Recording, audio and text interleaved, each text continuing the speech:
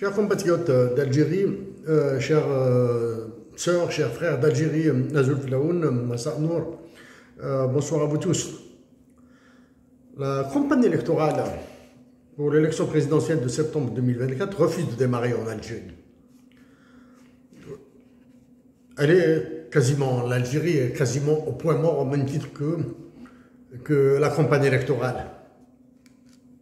Donc une autre fois, chères sœurs, chers frères d'Algérie, en me considérant comme candidat algérien, de la nation algérienne, mais appartenant au sud du pays, je continuerai à faire ma campagne électorale à travers le web. Malheureusement, c'est tout ce que j'ai comme moyen, comme bien même mon espoir est de faire au moins trois villes du sud du pays, comme Tizawatin, guerre oblige, comme Tizawatin, Ain Gzam, Taman Rasset, Adrar, Ain Amenas, Tindouf, mais malheureusement, etc. Chers compatriotes d'Algérie, il est clair maintenant, que celui qui occupe la conciergerie d'Emmanuel Macron à Alger, ayant reçu les garanties qu'il sera élu, quels que soient les résultats de la campagne électorale, quels que soient les efforts fournis par les uns et les autres durant cette campagne électorale, il est assuré de la victoire. Il est assuré de la victoire par qui? Par Emmanuel Macron. C'est Emmanuel Macron qui lui a garanti la victoire. Donc, chères sœurs, chers frères d'Algérie, des manifestations dans le cadre des mouvements ravageurs qui s'appellent le Hirak ont eu lieu en 2018-2019. 2019, ce mouvement a commencé en 2014-2015. Ce mouvement a commencé en 2014-2015 en Algérie. Bref, ce prétendu mouvement a demandé le changement, voulait le changement. Il voulait un pouvoir civil et non un pouvoir militaire, du moins l'arrêt du pouvoir militaire. Donc, le 7 septembre 2024 est une occasion pour toute la nation algérienne de dire qu'elle veut un pouvoir civil et non militaire. Donc, la nation algérienne doit voter, ou du moins les électeurs algériens doivent y aller, doivent aller massivement pour voter. Okay? Pour dire leur souhait du changement. Bien sûr, ils doivent voter comme ils le souhaitent, comme ils le veulent. Donc, je sais aussi que le candidat qui est au silence, carrément au silence, le candidat qui est au silence et qui est garanti, pour qui la victoire a été garantie, refuse de s'exprimer probablement pour des airs de volume, avec celui qui fait office du chef d'état-major de l'armée, alors que les deux doivent partir. Etc. Certains candidats que certaines langues appellent les lièvres, j'ignore pourquoi ils sont appelés les lièvres, j'ignore, commencer au moins particulièrement à commencer à parler. Avant d'aller vers des sujets extrêmement graves, toujours graves, comme ce que fait Macron en Algérie et dans le sud du pays. On appelle 3 éléments. Quiconque 3 ou 4 éléments. Quiconque vous dira qu'il a un programme électoral est un menteur. Ok? Quiconque vous dira qu'il a un programme électoral est un menteur. Probablement que vous diriez que utiliser le terme menteur est exagéré de ma part ou bien trop fort de ma part. Peut-être qu'il est même extrémiste, peut-être qu'il est impoli ou irrespectueux. Non. Politesse, respect, etc. Extrémisme, allez-y, l'extrémisme, allez-y les chercher ailleurs. L'irrespect, l'impolitesse, etc. Allez-y ailleurs aussi pour les trouver. Ce n'est pas chez moi que vous allez trouver de l'irrespect ou bien de l'impolitesse ou bien de l'inconsidération. Ça, c'est un terrain politique. Il faut aller avec les expressions politiques et aller surtout avec la vérité. Donc, quiconque vous dira qu'il a un programme politique, un programme électoral est un menteur. Voilà. Donc, je répète, quiconque prendra position sur la dotation de l'Algérie d'un hymne national bilingue, de la surévaluation du dinar de 56,4%, ok, et la libération de Toulouse avec dédommagement, aura mon soutien, que je participe ou pas, que mon nom soit ajouté à la liste des concurrents ou pas, il aura mon soutien. Ils le disent publiquement. D'accord? Le premier. Maintenant, je défie tous les candidats, tous les candidats qui ont été retenus, de rendre public leur programme électoral, s'ils en ont un programme électoral, comme je l'ai fait. Je rappelle que le mien est 125 pages. Ok? C'est une opportunité pour mes compatriotes d'Algérie de jeter un coup d'œil. Si l'imprimé coûte cher, jetez un coup d'œil. Vous serez au moins fixé, balisé sur ce que diront les autres. D'accord? Pour moi, j'ai dit aussi que si je suis élu président de la République, je vais supprimer l'enseignement de Tamazight de l'école primaire. Voilà. Sur les salaires, parce qu'il y aura beaucoup d'hypocrisie qui va circuler maintenant. Hein. Il y aura beaucoup d'hypocrisie et probablement d'incompétence, probablement aussi d'ignorance sur les histoires, j'augmenterai les salaires. Voilà. Moi, je vais augmenter les salaires en les baissant. نطلع في les salaires, نهبطهم. D'accord? J'ai dit que ce que je ferai subir à la nation algérienne sera pire que ce que propose le FMI et la Banque mondiale.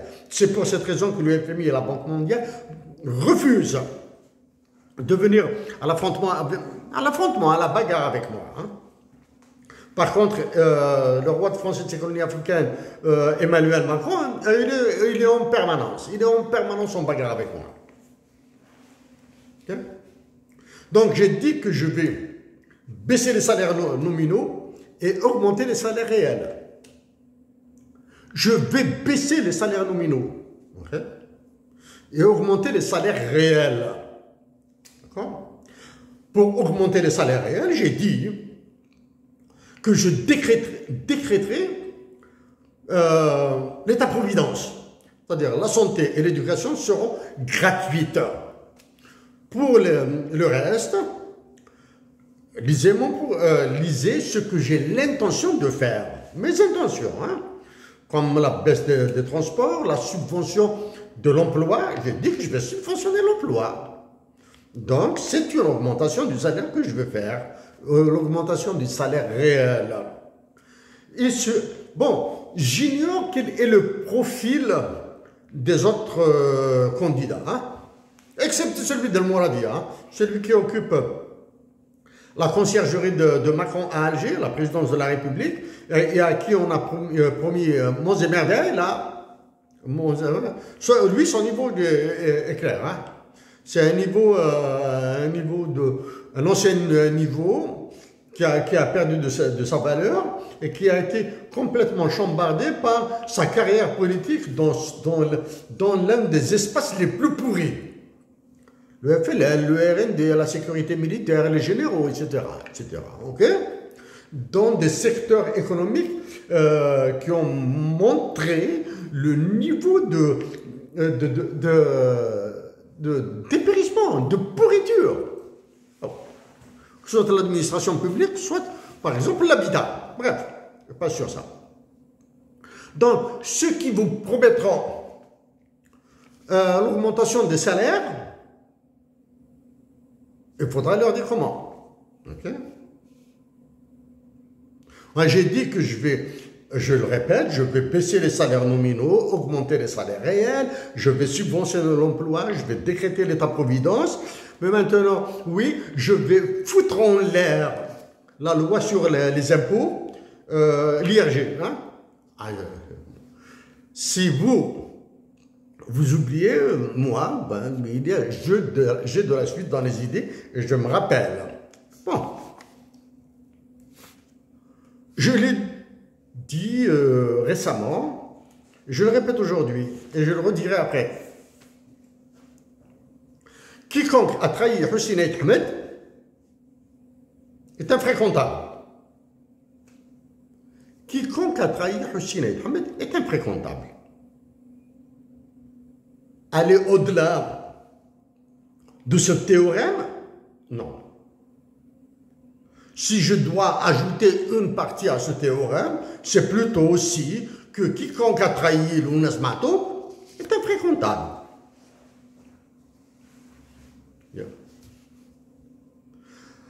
À l'actuel occupant de la conciergerie de Macron à Alger, Mouradia, l'occupant de la présidence de la République.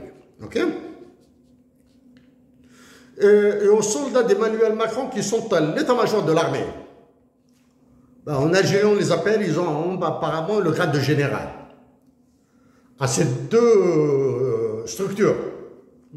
Je l'ai dit avant et je le répète maintenant et je le répéterai après. Vous allez exécuter, même si je ne suis pas président de la République, vous exécuterez ce que je dis. Vous allez mettre peut-être une année, peut-être 3 mois, peut-être 6 mois, peut-être une semaine. Mais pour l'essentiel, du moins, l'essentiel, vous allez exécuter ce que je dis, ce que j'ai déjà dit. Malheureusement, vous l'exécuterez en produisant une catastrophe. Vous allez produire encore une catastrophe. D'accord? La première exécution sera, c'est tout ce qui touche à la situation au Mali, au Niger, à l'Algérie et la guerre dans laquelle nous a foutu Emmanuel Macron et qui nous fait perdre le Sud.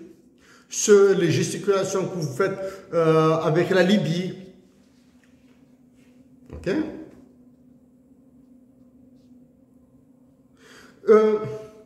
Dois-je dire, répéter que la diplomatie algérienne, elle est nulle. Elle est nulle, elle ne mérite pas le nom de diplomatie là. Vous allez produire une catastrophe, mais vous allez exécuter ce que j'ai dit. Même si vous, ben je vais continuer, même maintenant. Vous allez faire des bêtises et moi je vais les redresser. Vous ne savez que faire des conneries. Moi je vais les redresser. Okay? Probablement que les compatriotes algériens, etc., se diront de quoi parle-t-il, de quoi parle Mohamed Cherif Aissat, lui qui dit que je suis le candidat du sud de l'Algérie, de quoi parle-t-il? Okay? Je suis en train de reparler de l'accord de 2015 du Mali que j'ai dénoncé. Je suis en train de reparler du CEMOC, du comité d'état-major opérationnel conjoint, avec le Sud, avec l'Algérie, avec le Mali et le Niger et le Burkina et la Mauritanie. Je suis en train de parler de ça. Sauf que,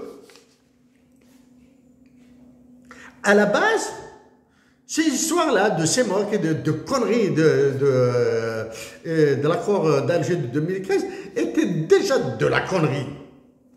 Okay? Celui qui occupe le Mouradia là, et ceux qui sont à l'état-major de l'armée, ils sont bridés par Macron. Hein? Ils sont bridés par Macron. Complètement bridés par Macron. Ils ne peuvent pas souffler là. Tentent de bouger un petit peu, mais ils sont incapables d'agir. Il n'y a aucune action. Je profite là. Après avez-vous remarqué d'abord que le prétendu terrorisme alimenté par Emmanuel Macron, je dis les mots tels qu'ils sont, hein, je dis que le terrorisme dans les pays du Sahel est alimenté par Emmanuel Macron. A baissé d'intensité ces derniers jours. Hein. Ils ont tenté d'associer l'Ukraine. Bon, ils ont vu que l'Ukraine, en tout cas, pour ma part, j'ai dit que c'est de la connerie. Là. Parler de l'Ukraine dans le terrorisme et associer le Sénégal, etc. Ça, c'est de la connerie. Hein. Non, après la prise de position d'Emmanuel Macron en faveur du Sahara occidental. Du Sahara occidental et du Maroc, hein, en faveur du Maroc qui revendique le Sahara occidental. Sur le Sahara occidental, j'en ai dit et je m'en passerai aujourd'hui. J'en ai dit, j'en ai fait, hein. J'ai fait des actions. Okay.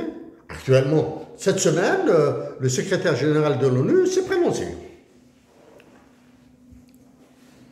Ai-je contacté par d'autres moyens le secrétaire général des Nations Unies? Oui, bien sûr que je l'ai fait. Okay. Alger, ils ont décidé, depuis que Macron était président, du moins depuis qu'il était candidat, en 2016, Macron, il mange dans la main de Macron ce que veut Macron.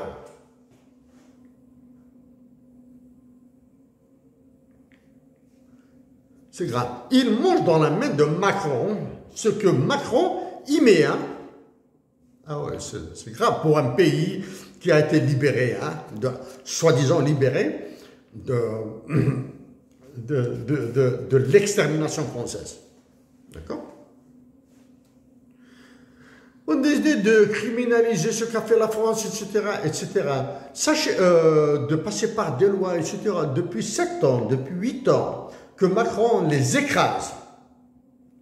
Depuis 8 ans, depuis que Macron leur interdit Kassamen, depuis que 8 ans que Macron leur interdit, même bien avant, de célébrer le 5 juillet, le 1er novembre, le 20 août, etc., n'ont rien fait.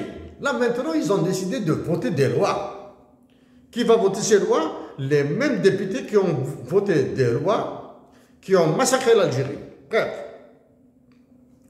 L'essentiel dans ça, dans cet aspect législatif, si réellement la menace était crédible, c'est-à-dire si ces lois allaient entraîner des résultats réellement dirimants, qui dérangeraient la France, Emmanuel Macron aurait sauté au ciel.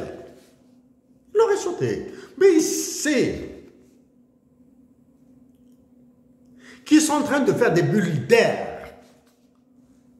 Il sait que son agent à la présidence de la République, celui qui occupe sa conciergerie, la présidence de la République de notre pays est devenue une conciergerie de Macron. Celui qui occupe cette conciergerie-là, et ceux qui occupent l'état-major, ils savent que ce qu'ils font là, c'est de la connerie. Donc, parlez. Avez-vous, maintenant, pour que vous compreniez ce que j'ai dit en 2016, en 2015-2016, ce qu'on appelle une caisse d'émission monétaire.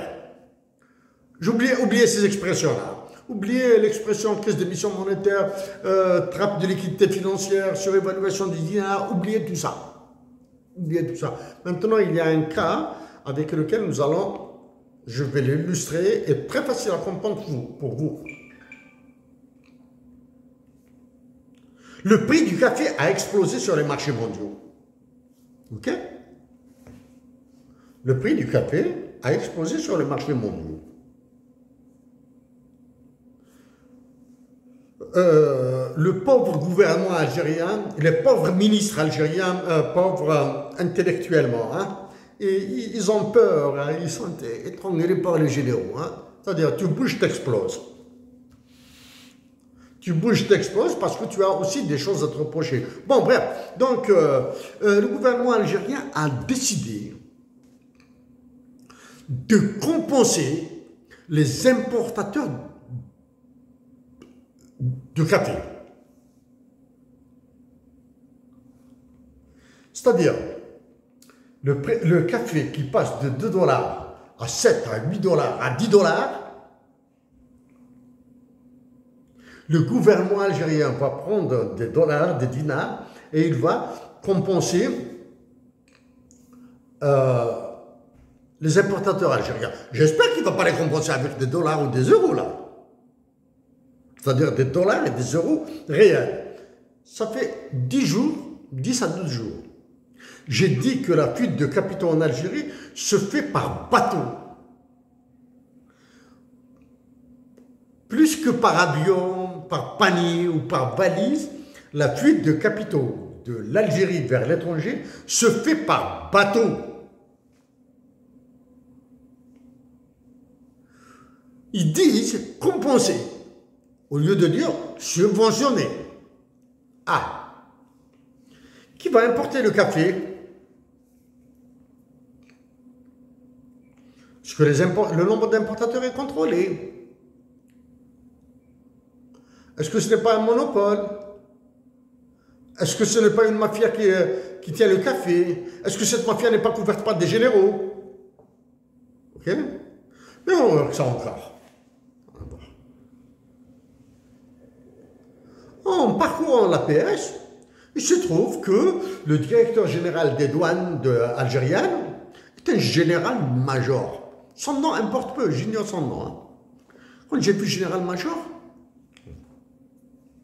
maintenant, un général-major qui dirige, qui est directeur général des douanes algériennes, est-ce une satisfaction? Est-ce une défiance? Est-ce encore une suspicion? Est-ce la suspicion qui va augmenter? Là, vous voyez, hein, avec les petits dealers de drogue là, ils arrêtent un bonhomme dans le coin de la rue marché à Markham à Alger, ou bien à Béjaïa, ou bien qui vend un petit gramme, 10 grammes, 100 grammes, je ne sais pas moi combien là, hein, ou bien des Côtes-d'Izouz, ou bien Wahran, ou bien à Taman Rasset, ce qui dit la drogue, etc. Ils arrêtent, hein. Ce qui importe la drogue, un mec. Je reviens au café. Donc, ils vont compenser, s'il vous plaît, là. Hein. C'est-à-dire, maintenant, les plus malins, ça c'est un élément, hein. Deuxième élément, le deuxième élément est encore plus grave. Il touche à la souveraineté. Ok? Donc, il y a des importateurs, ils vont importer, peut-être qu'ils vont importer du café, peut-être qu'ils vont importer de la drogue, ils vont la faire passer pour du café. C'est-à-dire, il importe la drogue, il la fait passer pour du café, et cette drogue importée à la place du café sera subventionnée. Incroyable, hein? Ça c'est un côté. Est-ce que les Algériens ont besoin de prendre du café? De boire du café maintenant? Ça c'est un côté, hein? Ça c'est un côté. Mais alors, on a une autre variable de ce côté-là.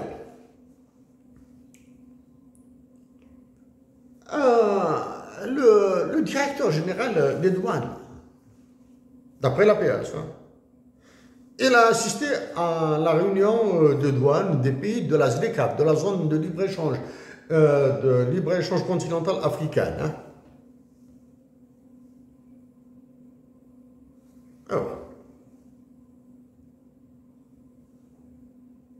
Alors, the Continental Free Trade, the African Continental Free Trade Area. Il a assisté à la réunion de la ZLECAf. Est-ce qu'il a profité pour contacter les pays africains qui exportent du café? Ah. Pour qu'ils importent. Pour que l'Algérie, on importe. Moi, c'est en 2014 que j'ai défendu la création d'un marché des ressources naturelles africaines. Ah non. Pourquoi non? Pourquoi non? Ils ne peuvent pas faire ça. Demandez à Emmanuel Macron. Il va vous donner la réponse. Demandez aux économistes qui entourent Emmanuel Macron. Ils vous donneront la réponse. Demandez aux responsables des banques et les responsables financiers internationaux qui entourent Emmanuel Macron. Ils vous donneront la réponse. Étant donné qu'il vous est impossible de demander à Emmanuel Macron, aux économistes comme Philippe Aillon, Olivier Blanchard, qui l'entourent, ou bien du moins qui le conseillent, et aux financiers, aux responsables internationaux comme Christine Lagarde, okay? Comme les économistes français qui sont au FMI et à la Banque mondiale qui ont massacré l'Algérie. Vous êtes impossible. Je vais vous dire pourquoi. Ah là. Ils ont décidé de continuer à importer du café parce que ce café va passer par l'Europe. Ah. Et en passant par l'Europe, il ne va pas passer par 36 000 pays. Il va passer par la France, par l'Espagne, l'Italie. Ok. Et surtout, par la France, qui a une balance déjà une balance. La France, elle a plongé là. Hein? Déjà une balance du compte courant, c'est-à-dire elle n'est pas compétitive. Donc, vous voyez maintenant que le pauvre ministre de l'importation là, qui a décidé que nous allons continuer à importer du café, ce n'est pas lui qui a décidé. C'est de Paris qu'on les appelle là, tu laisses les importations, ok? Si je suis élu président de la République, je m'interdis de prononcer certains mots, mais je vais les dire autrement. En Algérie, ce sont les Algériens qui vont décider. À l'intérieur de l'Algérie, ce sont les Algériens qui vont décider. Okay? Ce ne sera ni le FMI ni la Banque mondiale qui décideront. Nous continuerons à jouer le jeu des institutions internationales, des organisations internationales, parce que l'Algérie a besoin d'y être. Okay. Mais à l'intérieur de l'Algérie, ce sont les Algériens qui vont décider. À l'intérieur de l'Algérie, ce sont les Algériens qui vont décider. J'espère qu'à l'intérieur du Maroc, ce sont les Marocains qui décideront. J'espère qu'à l'intérieur de la Tunisie, ce sont les Tunisiens qui décideront, d'autant plus qu'une élection présidentielle s'annonce. J'espère qu'à l'intérieur du Mali, ce sont les Maliens qui décideront. J'espère qu'à l'intérieur du Niger, ce sont les Nigériens qui décideront. J'espère qu'à l'intérieur du Burkina Faso, ce sont les Burkinabés qui décideront. J'espère qu'à l'intérieur du Sénégal, ce sont les Sénégalais qui décideront, plus d'autres pays. J'espère. Je l'ai dit, je le répète, c'est à la nation algérienne, à partir, depuis 2020, c'est à la nation algérienne qu'il incombe de relibérer l'Afrique. Ce sont les Algériens qui vont relibérer l'Afrique. Évitons de tomber dans le panneau de cette image négative que traîne celui qui occupe le Mouradia. Évitons de tomber dans le panneau de l'image négative que font subir à l'Algérie les généraux de l'armée algérienne.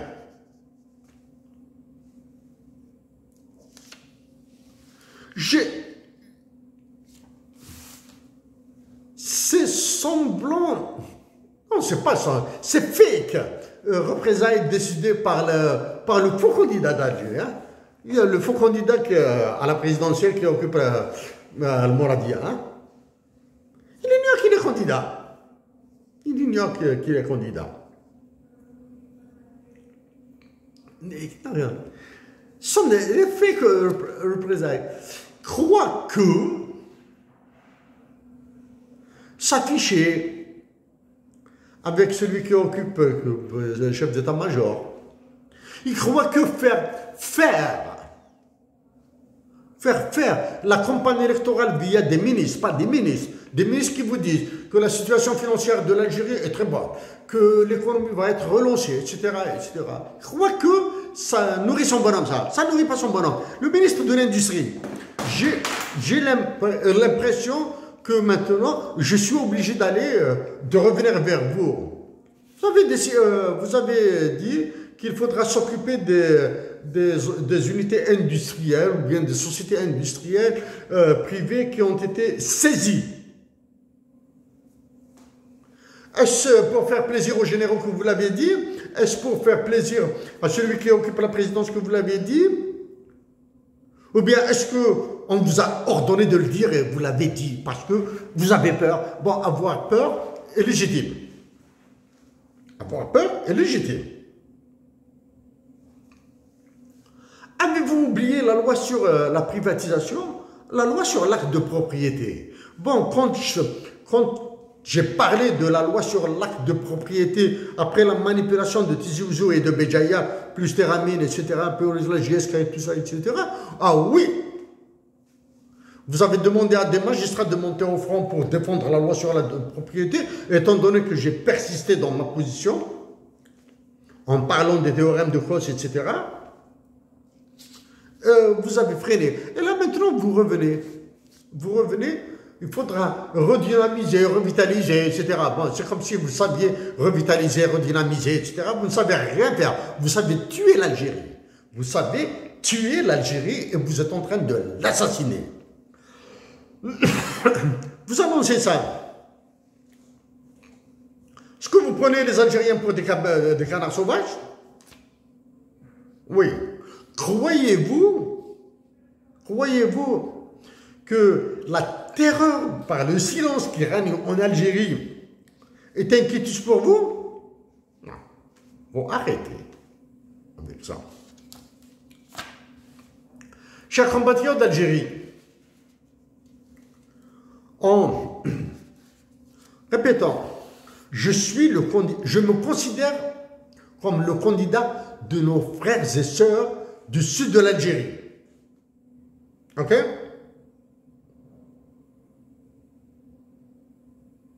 C'est la guerre qui se déroule entre moi et Emmanuel Macron est interminable. Elle refuse d'avoir un terme.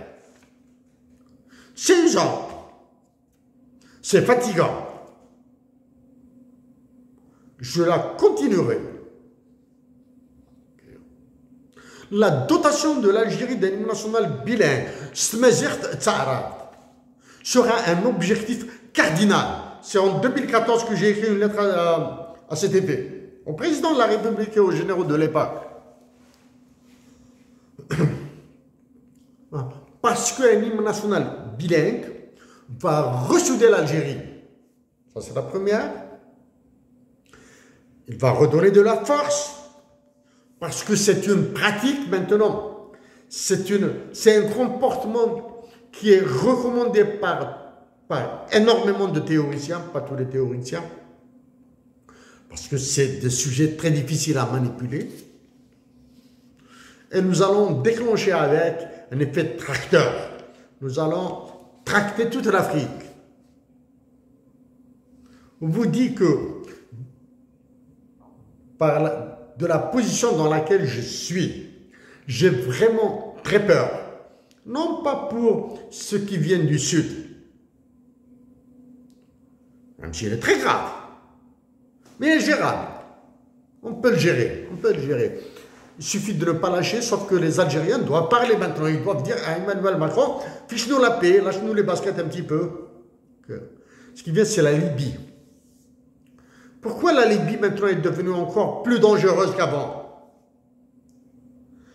parce que entre la France qui a pris les pays du Sahel, ses colonies, à travers l'article 6 de l'OTAN, hein, ils l'ont pas pris parce que ça leur plaît, parce qu'il y a un article, c'est l'article 6 de l'OTAN, qui dit que toutes ces colonies en Afrique sont les siennes. Il y a maintenant la Libye, qui est prise par les Américains. Apparemment, les Américains sont en train d'exploiter leur général là. C'est-à-dire, là où il y a un militaire, il y a une catastrophe. Là où c'est un militaire qui prend une décision, c'est la catastrophe. Là où la volonté populaire est absente, c'est la catastrophe. Là où les droits de l'homme sont absents, c'est la catastrophe. Quand c'est des militaires qui prennent des décisions, il y a Hafid Yasta. C'est cette situation dramatique que nous pousse, puisqu'ils ont la puissance des baïonnettes, etc. Là. Mais je veux dire, au général du Mali, du Niger, là, vous êtes en train de vous enfoncer. Vous ne savez plus quoi faire. Chers compatriotes d'Algérie, chers frères et sœurs, ouais, j'aurais aimé parler en arabe et en kabyle. Mais malheureusement, les sujets que j'apporte, j'ignore. ما نعرفش ما على باليش كيف نهضر بالعربيه على لي سوجي هذو نهضر كان على l'OCDE على الFMI على لي زيكيليبر التوازن شنو هذا التوازن هذا ما existe aucun توازن les équilibres ce n'est pas parce que c'est égal là.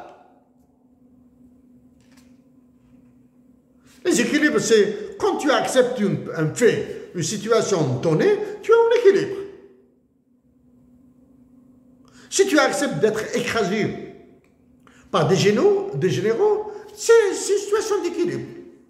Les généraux algériens disent que la nation algérienne et certains se sentent profitants.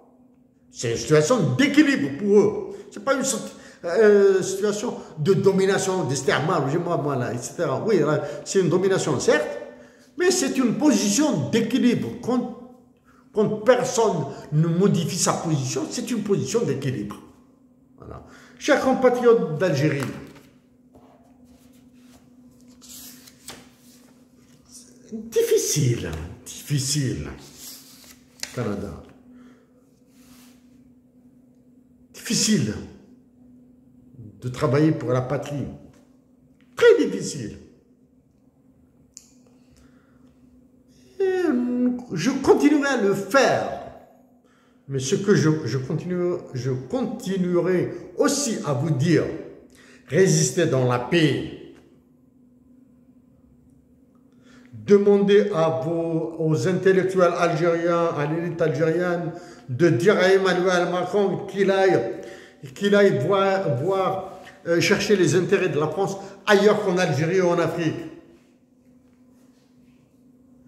Qu'il aille chercher les intérêts de la France dans les universités françaises d'abord. Dans les universités françaises et pas en massacrant les Africaines et les Africains. Ok? Résistez. Le silence des intellectuels et des universitaires algériens sur le massacre que fait Emmanuel Macron, il fait aussi peur que ce qui se passe actuellement entre la Libye et l'Algérie. Chers compatriotes d'Algérie, dans les mots traduits de Lounas Matoub, suscite l'aql, de la lucidité, de la sagesse, pour que الجزائر تحلو الجزائر تحلو السلام إلى تحلو الجزائر. Chers frères et sœurs d'Algérie, chers frères et sœurs d'Afrique du Nord, merci à vous tous. À la khair.